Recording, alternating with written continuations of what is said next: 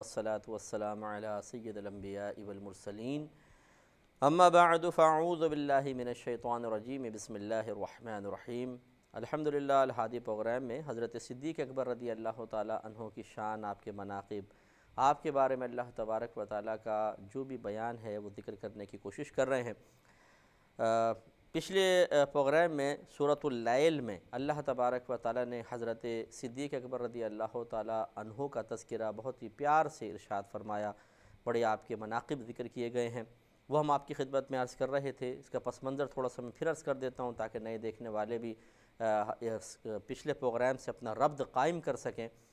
کہ شروع اسلام میں جب حضرت بلال رضی اللہ تعالی عنہ اسلام لے کر آئے تو وہ غلام تھے اور امیہ بن خلف کی غلامی میں تھے۔ یہ کافر شخص تھا۔ جب اس نے دیکھا کہ حضرت بلال رضی اللہ تعالی عنہ نے اسلام قبول کر لیا ہے تو آرڈر یہی تھا اس وقت کے سرداروں کو کہ کوئی بھی اگر تمہارا غلام وغیرہ اسلام قبول کرے تو اس کو اسلام سے ہٹانا تمہاری ذمہ داری ہے۔ تو اس نے پھر ظلم و ستم کے پہاڑ توڑ دیے، پتھر مارنا، ڈنڈے مارنا، زنجیروں میں بند کر دینا اور کوڑے مارنا، زنجیروں کے ساتھ باندھ دینا، کوڑے مارنا، تپتی ہوئی ریت کے اوپر لٹا دینا، لٹا کر اور آپ کے سینے پہ بھاری چٹان رکھ دینا، بھاری پتھر، تاکہ ہل بھی نہ سکیں اور آپ کا گوشت جلے، آپ کی کھال جلے، اس طرح کی اذیتیں۔ تو ایک مرتبہ حضرت ابوبکر صدیق رضی اللہ تعالی عنہ پاس سے گزرے، وہ آپ کو ریت پہ لٹائے ہوئے تھا، تو آپ نے اس کو ذرا شرم دلائی کہ خدا کا خوف کرو، تم اس شخص کو صرف اس لیے اذیت دے رہے ہو کہ یہ اللہ تبارک و تعالیٰ کی وحدانیت کا اقرار کر رہا ہے۔ تو امیہ بن خلف کی زبان سے نکلا اگر آپ کو اتنی ہمدردی ہے تو خرید کے آزاد کر دیں۔ تو حضرت صدیق اکبر رضی اللہ تعالیٰ عنہ نے فرمایا کتنے لوگ ہیں؟ اس نے سوچا کہ ضرورت مند سے مطلب یہ کہ اس وقت توجہ ہے، متوجہ ہیں اور چاہ رہے ہیں تو اچھا اماؤنٹ دے دیں گے۔ اس نے بھاری قیمت مانگی، آپ نے فوراً وہ قیمت دی، بلال رضی اللہ تعالیٰ عنہ کو اس اذیت ناک زندگی سے نجات عطا فرمائی اور آزاد کر دیا۔ تو اللہ تبارک و تعالیٰ نے دونوں کا ذکر کیا، صدیق اکبر رضی اللہ تعالی عنہ کا بھی اور امیہ بن خلف کا بھی۔ اس سے ہمارے بھائی بہن ذرا درس حاصل کریں کہ یہی زندگی ہے مختصر سی جس میں انسان کوئی بھی مثال بن سکتا ہے، اچھی مثال بن جائیں بعد میں لوگ اچھے الفاظ میں یاد کرتے رہیں گے، بری مثال بن جائیں بعد میں برائی کے ساتھ آپ کو یاد کیا جاتا رہے گا۔ صدیق اکبر نے اچھا کام کیا، اللہ نے آپ کی مدح فرمائی، امیہ بن خلف نے برا کام کیا، اس کی مذمت فرمائی، جو میں بھی عرض کرتا ہوں۔ تو اسی طریقے سے ہر مسلمان بھائی بہن کو چاہیے کہ اپنے خاندان میں، اپنے دوستوں میں، اپنے رشتہ داروں میں، جہاں پر آپ کام کرتے ہیں، اپنی عادات کو اچھا رکھیے۔ جھوٹ بولنا، برا بھلا کرنا، گالی گلوچ کرنا، کسی کی بے عزتی کرنا، کسی کو ذلیل کرنا، بیجا غصے کا اظہار کرنا، بات بات میں بھڑک جانا، فوراً گریبان تک ہاتھ پہنچا دینا، کسی کے خاندان کو برا بھلا کہہ دینا 2 منٹ میں، اور کسی کو مطلب الزامات کسی پر لگا دینا، یہ چیزیں بڑی آسان ہیں، لیکن ایسا شخص صحیح عزت کبھی بھی نہیں پا سکتا ہے۔ لوگ اس سے نفرتیں کرنے لگ جاتے ہیں اور جب اس کا انتقال ہوتا ہے تو لوگ کہتے ہیں اچھا ہوا کمبخت مرا۔ بہت سے لوگ رسمی طور پہ تھوڑی بہت دعا کر دیتے ہیں لیکن اس کے بعد اس کو کوئی یاد نہیں کرتا ہے، لوگوں کی آنکھوں سے اس کے لیے حقیقی طور پر آنسو نہیں نکلتے ہیں، دل تڑپتا نہیں ہے، لیکن جو اچھے کلمات کہتا ہے، ہمدردی کا اظہار کرتا ہے، سامنے والے کی عزت کرتا ہے، اس کی عزت کی حفاظت کرتا ہے اور اس کو برے وقت میں اس کی مدد کرتا ہے، واعظ و نصیحت کرتا ہے، پیار سے چیز سمجھاتا ہے، اپنے اخلاقی کریمانہ سے چاہتا ہے کہ کسی کو تکلیف بالکل میں نہ پہنچاؤں، ہر ایک مجھ سے راحت حاصل کرے، مسکراتے چہرے کے ساتھ ملاقات کرتا ہے، اپنے بیوی بچوں پر اچھے انداز سے شفقت کرتا ہے، خرچ میں نرمی رکھتا ہے، تربیت اچھی کرتا ہے۔ جب اس کا انتقال ہوتا ہے تو لوگ ٹوٹ جاتے ہیں، ان کے دل تڑپ جاتے ہیں اور لوگ ایک خلا محسوس کرتے ہیں ایک طویل عرصے تک کہ ہاں کچھ کمی ہوئی ہے، اور دعائیں بے اختیار لوگوں کی زبان سے نکلتی ہیں، ہاتھ اٹھ جاتے ہیں دعاؤں کے لیے۔ تو ہمیں سوچنا چاہیے ہم اس مختصر سی زندگی میں کیا کر رہے ہیں، اچھی مثال بن رہے ہیں یا بری مثال؟ تو سورۃ اللیل میں اللہ تبارک و تعالیٰ نے 2 کا تذکرہ کیا، ایک حضرت صدیق اکبر اور دوسرے امیہ بن خلف۔ ایک کا کام خراب تو اس کی مذمت کی گئی، ایک کا کام اچھا تو اس کی شان بیان کی گئی۔ اس سے ہمیں درس حاصل کرنا چاہیے کہ ہمیں بھی مرنے کے بعد کس قسم کے لوگوں کے کمنٹس کی تمنا ہے، ہم کیا چاہتے ہیں کہ لوگ ہمارے بارے میں کیا کہیں، اور کس طرح کا رویہ اختیار کریں، ویسا ہی پھر ہمیں دنیا میں اپنی زندگی میں عمل بھی اختیار کرنا ہوگا۔ اگر ہم چاہتے ہیں، ہماری تمنا یہ ہے کہ جب میں مروں تو لوگ میری مدح کریں، میری تعریف کریں، میرے لیے روئیں، میرے لیے ہاتھ اٹھا اٹھا کے دعائیں کریں، اور وہ بے قرار ہو جائیں کہ ایک بہت قیمتی شے ہمارے پاس سے چلی گئی ہے، تو اس کے لیے بھی عمل کرنا ہوگا۔ اور اگر خدا نخواستہ ہمارا عمل اس کے خلاف ہمیں نظر آئے کہ تمنا توقع تو یہ ہے، لیکن لگتا ایسا ہے کہ جیسے ہی مروں گا تو 10 گالیاں سننے کو ملیں گی، اور کچھ لوگ برا بھلا کہیں گے، بہت سے جنازے میں شرکت بھی نہیں کریں گے کیونکہ ہم نے ان کو اذیت اور تکلیف دی تھی، اور پھر کچھ لوگ ایسے ہوں گے رسمی طور پہ دعا کریں گے بھی تو پھر اس کے بعد بھول بھال جائیں گے، تو پھر یہ تو پھر مناسب اعمال نہیں ہیں۔ اس لیے ہمیں بھی سوچنا ہوگا ہم کیا چاہتے ہیں اور اس کے کیا توقع اور تمنا ہے، پھر اس کے تقاضے کے مطابق ہمیں عمل بھی اختیار کرنا چاہیے۔ تو اب دیکھیے ذرا کیا اللہ تعالیٰ فرما رہا ہے۔ پہلے صدیق اکبر رضی اللہ تعالیٰ عنہ کی شان بیان فرمائی، جس کو میں پچھلے پروگرام میں عرض کر چکا تھا، دوبارہ اعادہ کر لیتے ہیں کہ فَأَمَّا مَنْ أَعْطَى وَاتَّقَى۔ اللہ تعالیٰ فرماتا ہے تو بہرحال جس شخص نے دیا،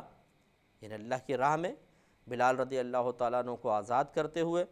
کروانے کے لیے، وَاتَّقَى، اور اس نے پرہیزگاری اختیار کی،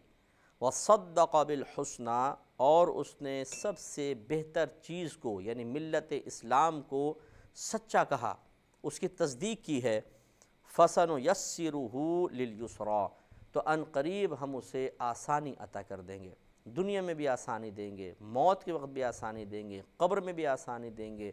میدان محشر میں آسانی دیں گے، پل صراط پر آسانی دیں گے۔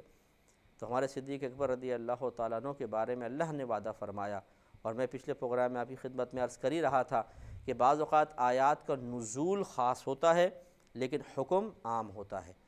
یعنی کسی خاص شخص کے بارے میں کوئی حکم نازل ہوتا ہے، خاص شخص کے بارے میں اس کے عمل کے جواب میں کوئی اللہ تعالیٰ انعام کا ذکر فرماتا ہے، لیکن وہ اصل میں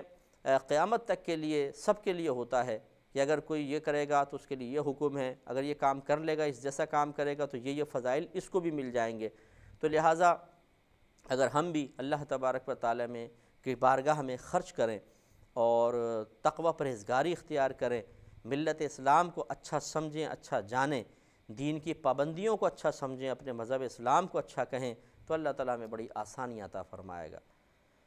تو اس سے تھوڑا تھوڑا مطلب میں چاہتا ہوں کہ ہم یہ بھی اپنے بارے میں بھی غور کریں کہ اللہ کے راہ میں ہم دیتے ہیں کہ ہم تقوی پرہیزگاری اختیار کرتے ہیں، کہ ہم ملت اسلام کی تصدیق کرتے ہیں، اپنے مذہب اسلام کو سب سے اچھا سمجھتے ہیں، جانتے ہیں۔ تو خرچ کرنے میں ہم اکثر بخل کرتے ہیں، تقوی پرہیزگاری کا تو نام ہی سنا ہے، اختیار کرنے کے بارے میں سنجیدگی اختیار نہیں کرتے۔ ہم کہتے ہیں یار میں کہاں متقی بن سکتا ہوں، میں کہاں مکمل عمل کر سکتا ہوں، میں کہاں صحیح نیک بن سکتا ہوں، جب پہلے ہی ہم اپنے ذہن میں شکست کو قبول کرنے کا مادہ جمع کر لیتے ہیں، پہلے ہی شکست خوردہ ہو جاتے ہیں، پہلے ہی بیچارگی اور بے بسی کو اپنے اوپر طاری کر لیتے ہیں، تو بتائیے پھر عمل کیا کرے گا انسان؟ ہونا تو یہ چاہیے کہ ہم مقابلہ کریں نفس و شیطان کے ساتھ کہ میں کیوں نیک نہیں بن سکتا، میں بعمل کیوں نہیں بن سکتا، میں اپنے اللہ کا پیارا کیوں نہیں بن سکتا، میں دوسروں کے لیے ہدایت کا ذریعہ کیوں نہیں بن سکتا ہوں۔ تھوڑی سی انسان پہلے سوچ بنائے، جب تک دیکھیں آپ کسی کام کو آپ اور ہم کسی کام کو ممکن نہیں سمجھیں گے، اس کے لیے عملی کوشش بھی نہیں کریں گے۔ اگر مثال کے طور پہ انگلش کی اتنی موٹی کتاب رکھ دی جائے اور کہا جائے کہ آپ اس کو یاد کر سکتے ہیں، اگر میں نہیں کر سکتا ہوں تو کیا اس کو یاد کرنا شروع کروں گا؟ تو معلوم یہ ہوا کہ پہلے سے اگر میں ایک کام کو اپنے لیے ناممکن سمجھوں تو اس کے لیے کوشش شروع کرنا ہی میں سمجھوں گا بیکار ہے، کیا فائدہ۔ لیکن اگر ایک صفحہ مجھے دیا جائے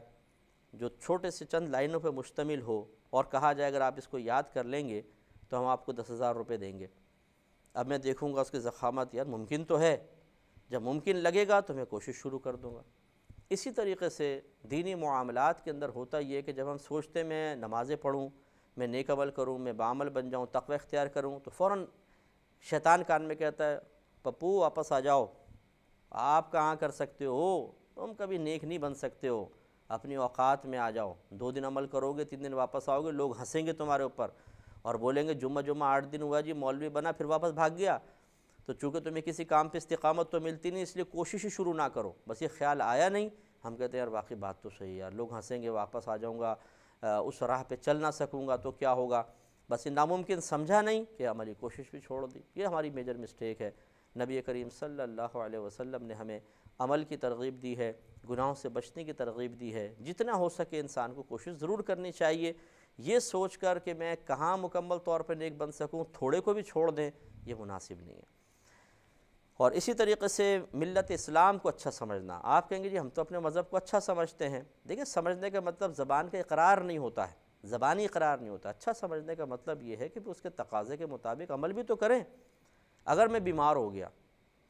اور میں ایک دوائی کو سمجھتا ہوں یہ بہت بہترین دوائی ہے، تو کیا میں اس کو استعمال کروں گا کہ نہیں کروں گا؟ اب میں زبان سے تو کہتا رہا ہوں میں اس کو اچھا سمجھتا ہوں، بہترین دوائی ہے، اور کھاؤں نہیں، تو لوگ کہیں گے بھائی تمہارا آپ کا صرف یہ کہنا کہ اچھی دوائی کیا فائدہ دے گا آپ کو؟ کھاؤ نا تاکہ نفع ہو۔ اسی طریقے سے خالی مذہب اسلام کو اچھا سمجھنا یا اچھا کہنا کیا یہ کافی ہوگا؟ نہیں، بلکہ اس کو اختیار کیا جائے تو سمجھیے کہ پھر ہم نے اس کو اچھا سمجھا بھی ہے۔ اب مثال کے طور پہ مجھے ایک بیماری ہے، ایک ویسی بیماری ایک سامنے والے شخص کو بھی ہے، میں ایک دوائی کے بارے میں کہتا ہوں بہترین دوائی ہے، اتنی بہترین، وہ مجھ سے پوچھتا ہے آپ نے کبھی کھائی ہے؟ نہیں، میں نے تو نہیں کھائی، آپ کھاؤ، بتائیے کبھی وہ کھائے گا؟ وہ سوچے گا نہیں اس میں ضرور کوئی نہ کوئی گڑبڑ ہوگی تبھی تو نہیں کھا رہے، تعریفیں تو بہت کر رہے ہیں، کھا نہیں رہے۔ معلوم یہ ہوا کہ جب ہم کسی کو چیز کو اچھا کہتے ہیں لیکن اس کے اوپر خود اس کو اختیار نہیں کر رہے، اس کے تقاضے کے مطابق عمل نہ کریں، تو سامنے والا یہ کہنے میں حق بجانب ہے کہ آپ اپنے دعوے میں کامل سچے نظر نہیں آتے، اگر ہوتا تو پھر آپ کرتے بھی۔ اسی طریقے سے اگر آپ مذہب اسلام کو اچھا سمجھتے ہیں، اس کی پابندیوں کو اچھا سمجھتے ہیں، تو پھر اس کو اختیار بھی کرتے۔ خالی اچھا اچھا کہنا اور جب اختیار کرنے کی باری آئے تو پیچھے ہٹ جانا، یہ تو ثابت کرتا ہے کہ اچھا نہیں سمجھتے تبھی تو پیچھے ہٹیں، ورنہ کون اچھی چیز کو اختیار نہیں کرتا ہے۔ اس لیے تھوڑا سا ہمیں سوچنا چاہیے، اپنا محاسبہ کرنا چاہیے۔ اللہ تبارک و تعالیٰ نے قرآن عظیم میں واضح طور پر ارشاد فرمایا، یا ایھا الذین آمنوا ادخلوا فی السلم کافہ،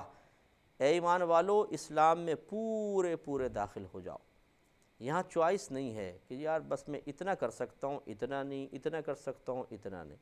ہاں یہ ضرور ہے کہ ہمارا مذہب اسلام ہمیں مطلب ترغیب دیتا ہے آپ آہستہ آہستہ عمل کریں اور آگے بڑھیں، یہ بہت اچھی بات ہے، لیکن اس چیز کی اجازت نہیں دیتا ہے کہ آپ ایک جگہ آ کے رک جائیں کہ بس اتنا ہی اختیار کروں گا، اس سے زیادہ نہیں۔ یہ قابل گرفت ہے۔ اس میں تھوڑا سا ہمارے بھائی بہنوں کو سوچنا چاہیے کہ آخر ایک نہ ایک دن میدان محشر میں اللہ کی بارگاہ میں تو حاضر ہونا ہے۔ اب جب اللہ تعالیٰ فرمائے گا کیوں عمل نہیں کیا، تو ہم کیا کہیں گے جواب میں؟ کیا اللہ کی بارگاہ میں کہنا مناسب ہوگا کہ اللہ تعالیٰ بس میں نے اتنے پر ہی عمل کرنا اپنے لیے بہتر سمجھا تھا، اس سے زیادہ نہیں؟ اور جواب میں اگر اللہ تعالیٰ نے فرمایا کہ بہتر تم زیادہ سمجھتے تھے یا میں یا میرے حبیب کریم صلی اللہ علیہ وسلم، کیا تم ہم سے زیادہ حکمت والے تھے، ہم سے زیادہ بہتر سمجھتے تھے؟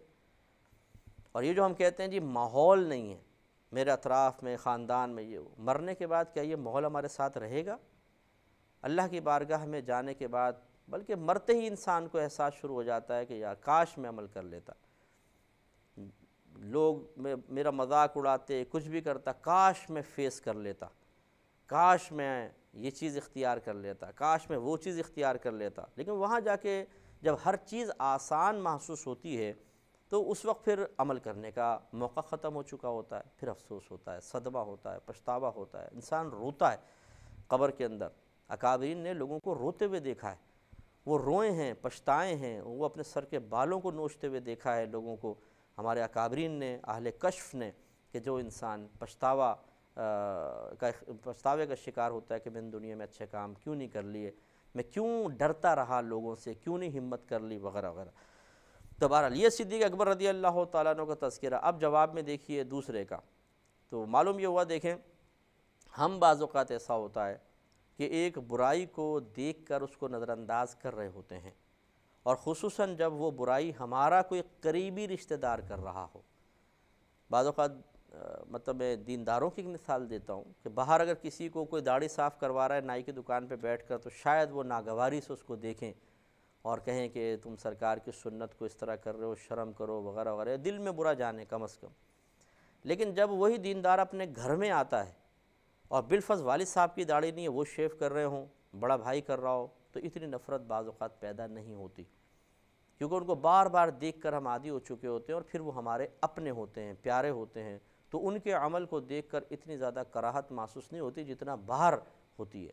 باہر تو شاید ہم 10 کو ڈانٹ بھی دیں لیکن ان کو نہیں ڈانٹیں گے، ان کو دیکھ کر اتنی کراہت پیدا نہیں ہوگی، یہ مناسب نہیں ہے، یہ ہمارا رویہ ہے۔ لیکن اللہ تبارک و تعالیٰ کا معاملہ ایسا ہے کہ ایسا نہیں ہے کہ وہ برائی کو دیکھ کر نظر انداز فرمائے یا برائی اس کو اچھی لگنے لگے، معاذ اللہ ثم معاذ اللہ، ایسا نہیں ہے۔ وہ اچھی کو اچھا اس کے بارگاہ میں اچھی ہی کہلائے گی، اور جو برے عمل ہیں اللہ تبارک و تعالیٰ ان کو ناپسند ہی فرماتا ہے، اور یہی ہمیں رویہ اختیار کرنا چاہیے کہ اچھا عمل دشمن بھی کرے تو ہم کہیں کہ نہیں اچھا عمل ہے، اور برائی سگا بھی کرے تو ہم کہیں کہ یہ برائی ہے۔ یہ الگ بات ہے کہ آپ پھر اصلاح کا طریقہ لیتا ہے، یہ نہیں کہ والد صاحب و گریبان سے پکڑ لیں کہ ابا جان آپ داڑھی کیوں نہیں رکھتے ہیں، یہ تو نہیں طریقہ کار ہے، پیار سے محبت سے ادب سے کہہ سکے ٹھیک، نہیں تو کم از کم دل میں تو برا جانے نا،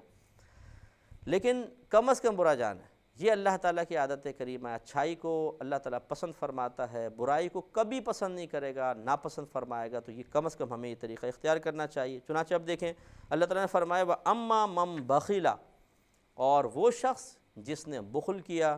وَاسْتَغْنَا، اور وہ بے پرواہ بنا، یعنی وہ اللہ تعالیٰ کی رضا کے حصول کے سلسلے میں غافل رہا، بے پرواہ رہا، ملت اسلام کو اختیار کرنے کے سلسلے میں بے پرواہ رہا،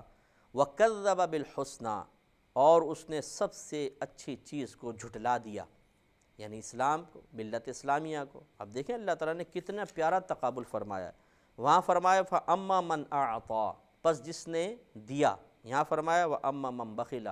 اور جس نے بخل کیا، وہاں فرمایا کہ وَاتَّقَى، جس نے تقوی اختیار کیا، یہاں فرمایا وَاسْتَغْنَى، اور جو بے پرواہ ہوا، اس نے تقوی پرہیزگاری کو بالکل چھوڑ دیا، اور اللہ کی رضا اس کو کبھی مطلوب اور محبوب نہ رہی، اور یہاں فرمایا وَصَدَّقَ بِالْحُسْنَى، اور جس نے اچھی چیز کی یعنی ملت اسلام کی تصدیق کی، اس کو سچ جانا، اور یہاں فرمایا وَكَذَّبَ بِالْحُسْنَى، اور جس نے اس ملت اسلام کو جھٹلا دیا۔ کیسا اللہ تعالیٰ نے مقابلہ بیان فرمایا، وہاں اچھی خصوصیات، یہاں بری، تو اس کا پھر انعام کیا ہوگا؟ فرمایا کہ فَسَنُيَسِّرُهُ لِلْعُسْرَى، تو بہت جلد ہم اسے دشواری میں مبتلا کر دیں گے، تکلیفوں میں، آزمائش میں، دشواری میں۔ دنیا میں نہیں بھی ہوا، جیسے اللہ تعالیٰ کا قاعدہ ہے کہ بعض اوقات اپنے دشمن کو بھی ڈھیل دیتا رہتا ہے، حتیٰ کہ موت تک ڈھیل دیتا ہے، عیش کے ساتھ رہتا ہے اللہ کا دشمن۔ یہ اللہ تعالیٰ کی بڑی شان ہے کہ دشمن کو بھی دیتا ہے، لیکن مرنے کے ساتھ ہی موت میں، قبر میں، آخرت میں سخت گرفت۔ تو یہ اللہ تعالیٰ نے بیان فرمایا۔ اللہ تعالیٰ سے دعا ہے کہ رب کریم ہمیں اچھا بنا دے، صدیق اکبر رضی اللہ تعالیٰ عنہ کے طریقے پہ چلنے والا بنا دے، اس کے مخالف طریقہ اختیار کرنے والا نہ بنائے، آمین۔